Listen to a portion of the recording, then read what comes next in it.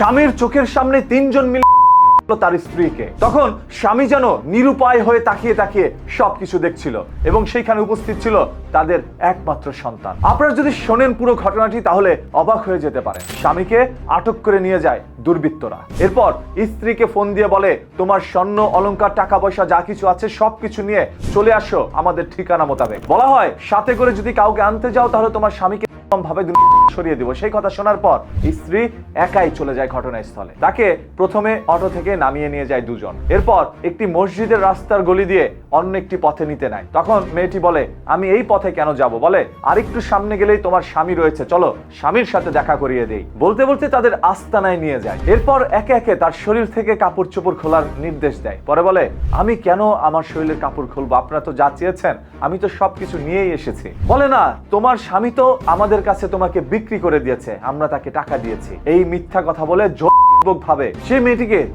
করা হয়। দুজন ঘাতক তার সাথে এরকম আচরণ করতে থাকে, আর একজন তাকিয়ে তাকিয়ে সবকিছু পাহারা দিচ্ছিল। এরপর কাজ শেষে তারা ওইখান থেকে চলে যায়। তারপর তাদের কান্নার শব্দ শুনে এলাকাবাসী ঘটনাস্থলে চলে আসে। 999-এ ফোন দিয়ে আইন শৃঙ্খলা বাহিনীকে নিয়ে এসে তাদের হাতে তাদেরকে তুলে দেয়। এই ঘটনাটি ঘটে গিয়েছে শরীয়তপুরের নড়িয়ায়। যে তিনজন অপরাধী এই ধরনের কাজ করেছে তাদের একজনের নাম হচ্ছে আলী খন্দকার, আরেকজন হচ্ছে ইমন খন্দকার ও রাব্বি ব্যাপারী। এই তিনজন মিলেই এরকম একটি নির্মমতা চালায়। তাদের মূলত টার্গেটই নাকি ছিল তার স্ত্রীকে ভোগ করা। এই জন্য স্বামীকে প্রথমে আটক করে নিয়ে যায়। স্বামীর ফোন দিয়ে কল দিয়ে আবার স্ত্রীকে নিয়ে আসে। এরপর তাদের যেটা চাওয়া পাওয়া ছিল সেটাই তারা করে নেয়। টাকা পয়সা, স্ত্রী সবকিছু নিয়ে তারা যখন পালাতে নিল, আইন শৃঙ্খলা বাহিনী তাদেরকে ধরে নিয়ে আসে। এখন আপনারা তাদের শাস্তি কি চাচ্ছেন? এরকম ঘটনা হয়তো বা তাদের সাথে ঘটে গিয়েছে, আগামীকাল আপনার সাথে ঘটতে পারে যদি আপনি এখনই প্রতিবাদ না করেন। প্রতিবাদটা এমন ভাবে হোক যে এই ভিডিওটি আপনারা শেয়ার করে দেন, যাতে করে প্রত্যেকটি মানুষ এই তথ্যটি জানতে পারে এবং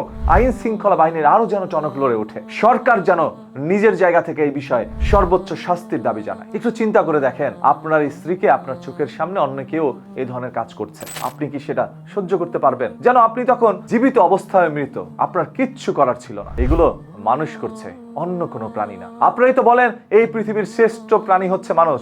হ্যাঁ, এই পৃথিবীর সব থেকে নিকৃষ্ট প্রাণী হচ্ছে মানুষ। এরা মানুষ শুধুমাত্র নামে, আর পুরোটা কাজে হচ্ছে অমানুষের মতো। এই মানুষের ভিড়ে সেই সকল অমানুষকে খুঁজে বেড়াবো আমরা। এটাই হবে আমাদের আগামী দিনের সংগ্রাম। যেখানে দেখবো অন্যায় সেখানে করবো অন্যায়ের বিরুদ্ধে প্রতিবাদ। আসুন সবাই একত্রে এই পথে লড়ি। প্রতিদিনের এই ধরনের ঘটনা দুর্ঘটনা সম্পর্কে জানার জন্য চোখ রাখুন নিউজ কিতে।